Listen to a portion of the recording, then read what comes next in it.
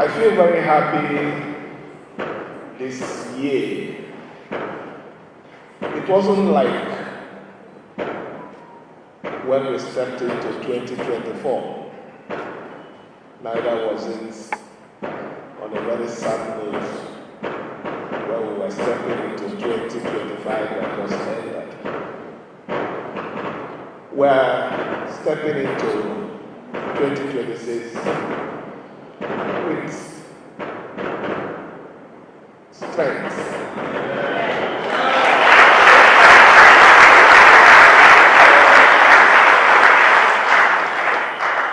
We're stepping into 2026 with hope. We have stepped into 2026 with a very strong assurance that those who put their trust in the Lord will never, never be put to shame.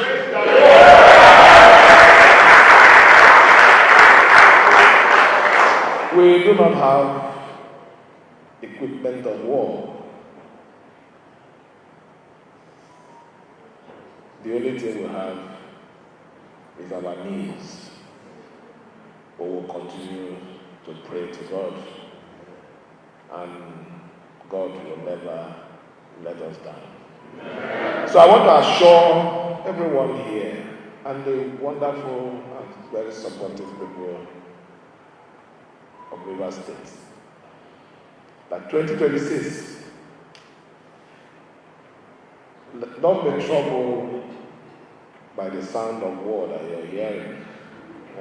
So I want to thank you for standing with us. You know our mission. You know the promises we made for the people who supported us, the man who stood by us, the one who made it possible for us to still stand there to say, 2026, here we come. We will continue to give that support, not by noise, not by threat, but by assuring the good people of River State that in a peaceful and understanding manner, that Tinubu would have his way in River State.